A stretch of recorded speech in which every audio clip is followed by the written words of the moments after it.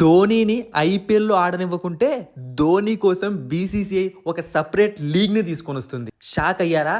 కానీ న్యూస్ మొత్తం విన్నారు అంటే షాక్ ఒకటే కాదు, మీ మైండ్లని బ్లాక్ అయిపోతాయి. మీ అందరికీ తెలుసు, ప్రెసెంట్ ఎంఎస్ ధోని 2025 ఐపీఎల్లో ఆడతాడా లేదా అన్న ఒక కన్ఫ్యూజన్ ప్రతి ఒక్కరికి ఉంది.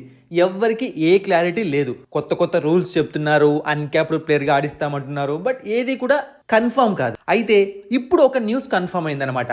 అదేంటి అంటే బీసీసీఐ త్వరలోనే, అంటే ఇంకొన్ని రోజుల్లో, ఇంకొన్ని నెలల్లో, ఇంకొన్ని సంవత్సరాల్లో, అది కూడా ఎవరికి తెలియదు, ఒక కొత్త లీగ్ని తీసుకొని రాబోతోంది.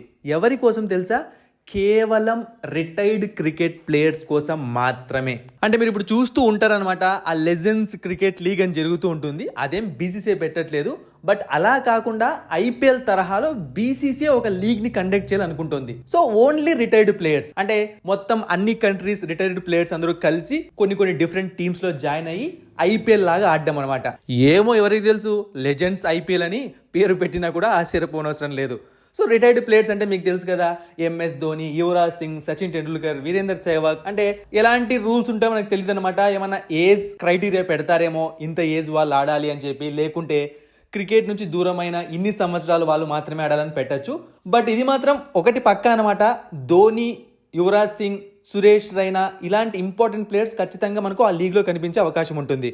సో ఇది ఫ్యాన్స్కి చాలా పెద్ద గుడ్ న్యూస్ అనే చెప్పాలి. అయితే ఇలా చేయడానికి కారణం ఏంటి అంటే, కొంతమంది రిటైర్డ్ క్రికెట్ ప్లేయర్స్ జైషా దగ్గరికి వెళ్ళి రిక్వెస్ట్ చేశారట, మా కోసం కూడా ఏదైనా లీగ్ పెట్టండి, జనాలు చూసే వాళ్ళు ఉన్నారు కదా, రిటైర్డ్ ప్లేయర్స్లో కూడా స్టార్ ప్లేయర్స్ ఉన్నారు కదా, వాళ్ళు వచ్చి ఆడారు అంటే మీకు లాభం, అలాగే మాకు కూడా క్రికెట్ ఆడినట్టు ఆనందము, డబ్బులు ఏదో చెప్పే ఉంటారు కదా. సో అలా అడిగారంట. సో జైషా కూడా ఓకే అన్నట్టుగానే సమాధానం చెప్పాడని తెలుస్తోంది. అందుకే త్వరలోనే బీసీసీఐ ఒక కొత్త లీగ్ని తీసుకొని రాబోతుందన్న న్యూస్ బయటకు వచ్చింది.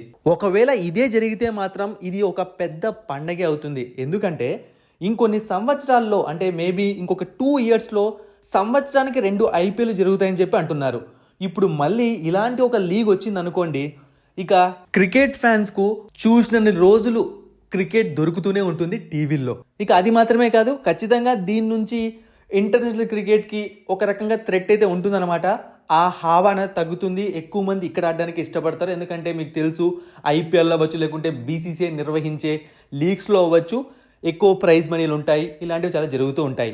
అండ్ అలాగే ఇంకొక పాజిటివ్గా మీరు చూశారు అంటే, ఇక్కడ ఇప్పుడు రోహిత్ శర్మ, విరాట్ కోహ్లీ ఇంకొక 3 years 4 yearsలో వాళ్ళు ఐపీఎల్ నుంచి కూడా రిటైర్ అయినా ఆశ్చర్యపోనవసరం లేదు. అలా బయటకు వచ్చి ఇలా లెజెండ్స్ ఐపీఎల్లో చేరిపోయి ఇక్కడ మనకు కనిపిస్తారనమాట. సో ఫ్యాన్స్కు మాత్రం ఎంత వీలైతే అంత ఎంటర్టైన్మెంట్ ఇచ్చి, ఎంత వీలైతే అంత డబ్బు సంపాదించాలని బీసీసీఐ ఫిక్స్ అయినట్టు అందరికీ క్లియర్గా అర్థమవుతోంది. మరిన్ని ఇంట్రెస్టింగ్ వీడియోస్ కోసం సబ్స్క్రైబ్ చేయడం మర్చిపోకండి.